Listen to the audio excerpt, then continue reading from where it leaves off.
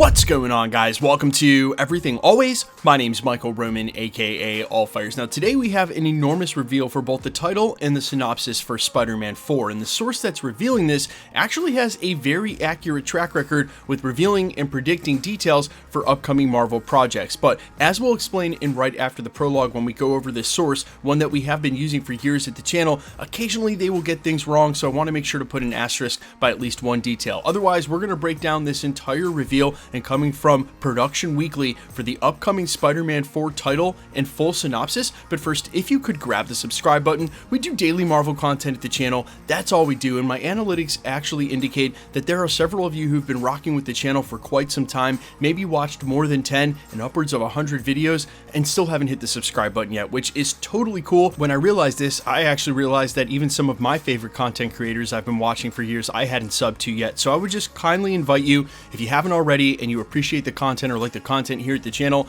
to go ahead and subscribe. And really, for any of your favorite content creators out there, subbing is the best way to support them and help grow their channel, especially in these weird days of the 2024 YouTube algorithm. Okay, so this latest, as I mentioned moments ago in the prologue, is coming from Production Weekly, and as I've said in the past, there's a reason that they can't go releasing fake details or things that are wrong, because the whole job of Production Weekly is to connect those in the industry with jobs on set. So if they were inaccurate, that really wouldn't be helping anybody.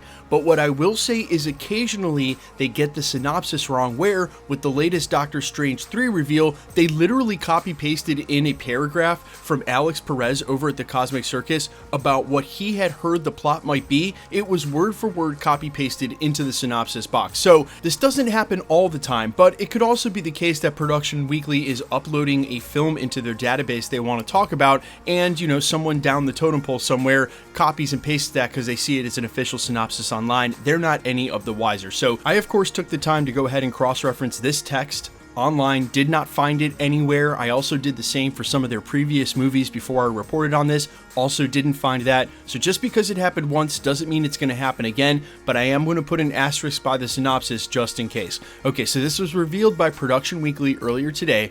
Spider-Man 4 feature film, 10/17/24, Pascal Pictures. It has the status and location United Kingdom, that's where it's filming. Producers Amy Pascal, Rachel O'Connor, Kevin Feige, Louis D'Esposito, all the names you'd expect. Director Destin Daniel Cretton. Cast Zendaya and Tom Holland. Casting director Sarah Finn, that's the normal Marvel casting director, and this is what they have to say about the title. Right now it is tentatively named Spider-Man Brand New Day, followed by this synopsis. Following the events of Doomsday, Peter Parker is determined to lead a normal life and focus on college, stepping back from his responsibilities as Spider-Man. However, peace is short-lived when a deadly new threat emerges, endangering his friends and forcing Peter to reconsider his promise. With stakes higher than ever, Peter reluctantly returns to his Spider-Man identity and finds himself teaming up with an unlikely ally to protect those he loves.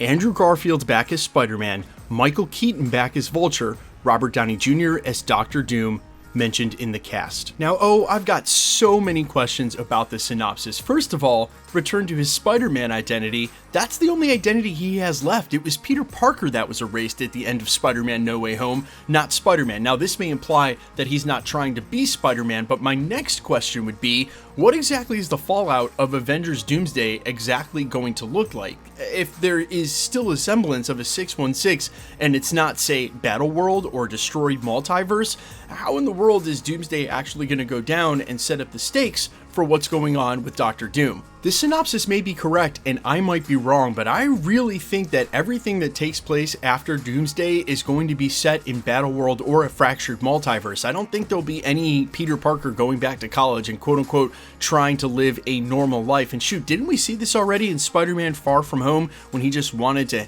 hang out and be a high schooler and live a normal life? I think there are definitely some huge question marks surrounding the synopsis, and it may just be a placeholder, and it may be missing some key details, but also to hear that Michael Keaton's Vulture would be back, and after all this time, and after last we saw him over in the Morbiusverse, is a huge question mark in and of itself. And of course, Robert Downey Jr. appearing as Dr. Doom is the only question mark I don't have about this write-up, because I sort of assumed Marvel's going to want to give him as much screen time as possible. And starring opposite an actor like Tom Holland, yeah, true, it may have been as Peter Parker and Robert Downey Jr. the first time around, but they've done a lot of work together, are extremely comfortable, and actually have a working dynamic. way. You'd think this be a no-brainer for Marvel and Sony since he was his mentor the first time around to set him as the adversary this time around and let them use that dynamic just in a completely different way. Now, the other part of the synopsis I want to point out is when they say that Spider-Man finds himself teaming up with an unlikely ally to protect those he loves. Now, this could be open-ended. It could be someone unlikely like Venom, but I think more likely the case,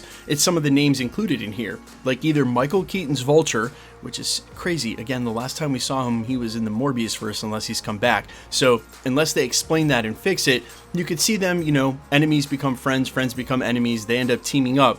Robert Downey Jr., though, them teaming up as Spider-Man and Dr. Doom against a different adversary, I don't see it. I actually think Dr. Doom will be the actual villain in this film, or say like the big villain if there's a mini boss. And where we had heard now previously that Noel's setup at the end of Venom 3 was meant to be for the villain in Spider-Man 4, and that they were going to team Venom up with Spider-Man, I think that's coming somewhere down the road, but I don't think it's coming in immediately, not with the stakes of the Multiverse saga on the line and how important Peter Parker is supposed to be, not only to Doomsday, but Avengers Secret Wars and the Multiverse saga in general. Remember, there's still a chance he happens to be the anchor bean in the MCU, and that's why a lot of this narrative is revolving around him. And so if he's going to have his own film, and they're trying to get that point across, I just don't think Sony's going to have that much of a dip to set those sort of parameters. Basically, hey, you can make Spider-Man 4, but you're in our world, this is what's going on, Dr. Doom's a villain, we're about to be at Secret Wars, do something in that context.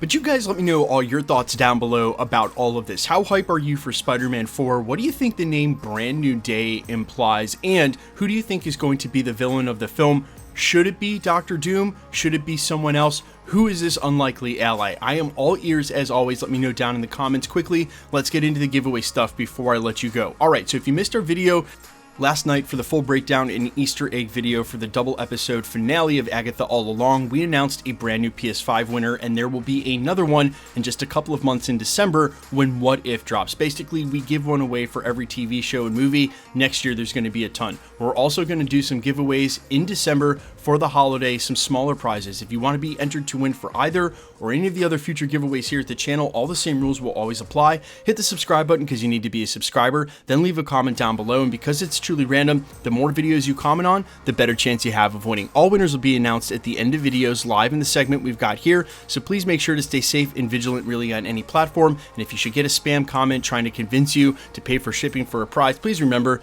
no content creator, myself included, will ever charge you for shipping. The best way to keep up with the content has always been to hit the notification bell with all notifications turned on. And as always, if you liked today's video, I'd appreciate it if you'd hit the like button. My name's Michael Roman. Find me in a couple of places, Instagram and Twitter at @I'mFires. You can also find me on Spotify, YouTube, Amazon, Apple, iTunes, wherever you listen to original music under the name All Fires. And while I sincerely appreciate you checking my music out, thanks for checking this channel out. Stick around. We'll be posting again real soon.